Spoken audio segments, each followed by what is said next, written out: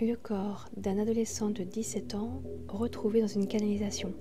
Un homme placé en garde à vue. Traîné sur 800 mètres et succombe, son auteur condamné à 12 ans de prison, la mort d'Axel Dorier. Une femme de 86 ans renverse une autre femme de 66 ans car elle ne voulait pas faire de constat. Le procès du meurtrier de Mélanie Guillaume a commencé, la disparition inquiétante d'Alicia 15 ans, et pour finir, un couple de personnes âgées sont portées disparues depuis le 1er janvier 2023 à Roubaix. Bonsoir à toutes et à tous, j'espère que vous allez bien. Je suis Amanti et bienvenue dans les vidéos du samedi dédiées à l'actualité crime et disparition de la semaine.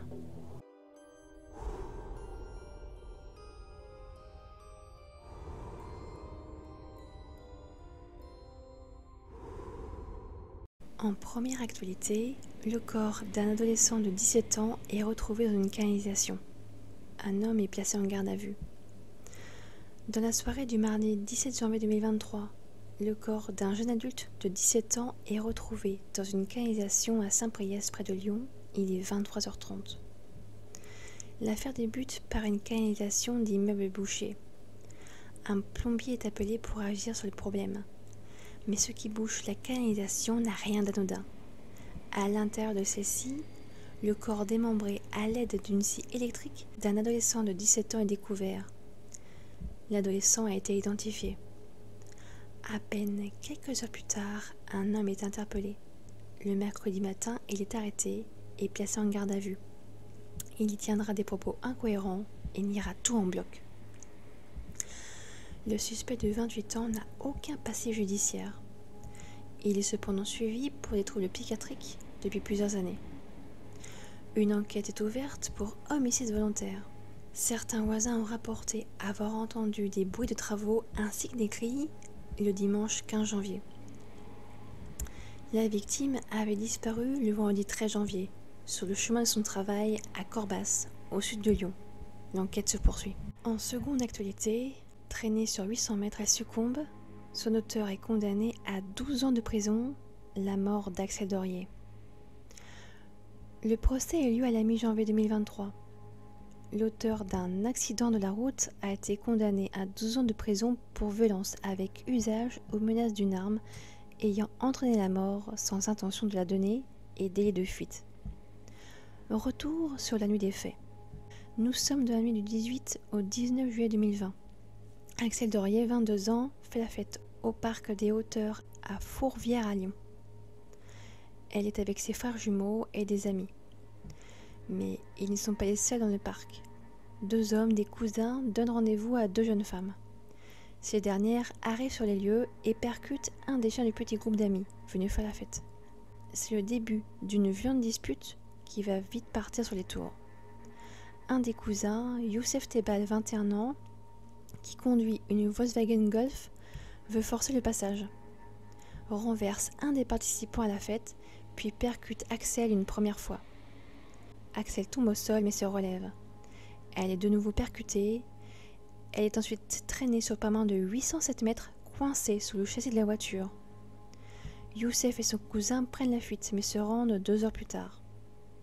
Youssef, au casier judiciaire vierge, est placé en détention provisoire. Il n'a plus de permis de conduire depuis janvier 2020. Son cousin, Mohamed Amin Yeloul, 19 ans, est placé lui sous contrôle judiciaire.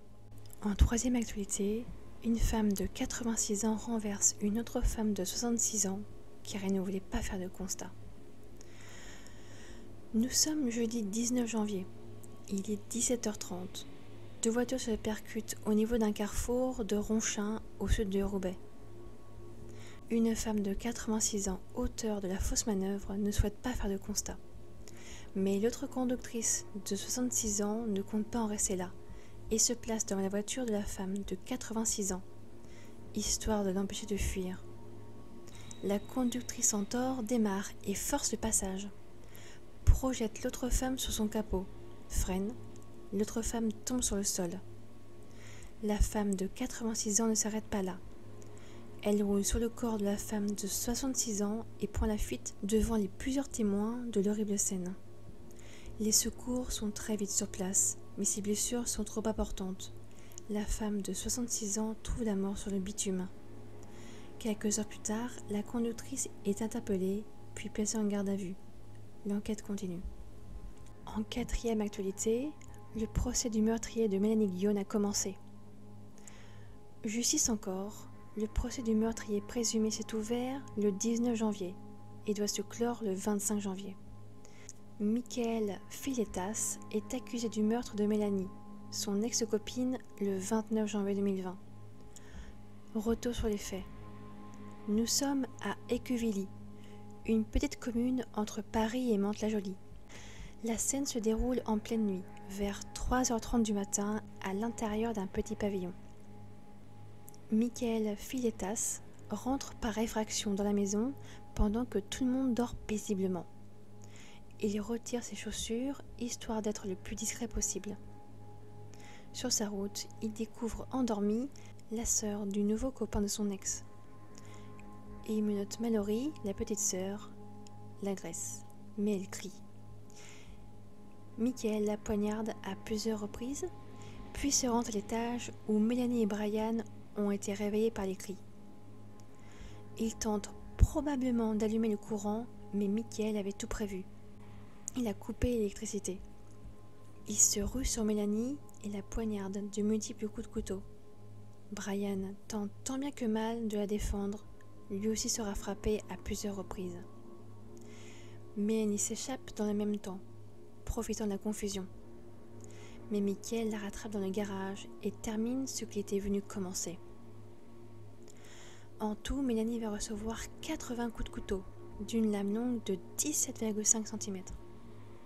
À 4h15 du matin, Michael prend la fuite, volant en même temps le véhicule de Mélanie et se débarrasse de l'arme dans un champ pas très loin. Brian, pendant ce temps, est parvenu à rassembler un peu de force pour appeler à l'aide. Mélanie est décédée, Brian et sa sœur s'en sortent de justesse. Le jour même, Michael est arrêté. Le crime était pour les gendarmes préparé depuis plusieurs jours. La justice devrait prendre sa décision ce mercredi 25 janvier. En cinquième actualité, un cas de disparition inquiétante. La disparition d'Alicia, 15 ans. Alicia a donc 15 ans. Elle est portée disparue depuis le 23 décembre de la commune de Mouilly, au nord de Paris. Depuis le 11 janvier, la police de l'Oise lance un appel à témoins. L'adolescente aurait été aperçue pour la dernière fois à la gare de Caen le 24 décembre, entre 22h et 23h. Elle sera retrouvée une première fois le 16 janvier, en bonne santé, mais elle aurait disparu de nouveau entre-temps. Elle est de nouveau retrouvée le 20 janvier. Alicia fugue une nouvelle fois depuis un foyer où elle résidait à Caen. Alicia donc est de nouveau recherchée. Pour clore ces actualités, un autre cas de disparition inquiétante. Un couple de personnes âgées est porté disparu depuis le 1er janvier 2023 à Roubaix. Le soir du Nouvel An se présente plutôt bien dans la plupart des foyers. Il en va de même pour un petit couple, Marie-France et Richardy Génaro, âgés respectivement de 79 et 83 ans. Après le réveillon passé en famille à Maubeuge, le couple reprend la route du domicile à bord de leur voiture, une Citroën C3 gris foncé, direction Roubaix. Il y a environ 1 heure de route. Ils promettent d'envoyer un petit texto à leur arrivée, histoire de ne pas inquiéter leurs proches. Le seul problème est que le couple ne regagne pas leur maison. C'est l'aide à domicile qui s'aperçoit que le couple n'est pas rentré. Et depuis, leurs proches sont désespérément à leur recherche. D'après l'enquête sur cette disparition très inquiétante, leur téléphone borne à la Longueville, à quelques kilomètres de Maubeuge. Le trajet normal pour rentrer chez eux. La voiture ainsi que le couple se sont volatilisés. Un appel à témoins est lancé. Je vous remercie d'avoir pris le temps de regarder ou d'écouter ces actualités. Je vous invite, si vous en avez envie bien sûr, de partager vos avis, théories et ressentis en commentaire. Je vous donne rendez-vous mercredi soir pour une nouvelle histoire. Passez un très bon week-end, prenez soin de vous et de vos proches, et surtout, n'oubliez pas,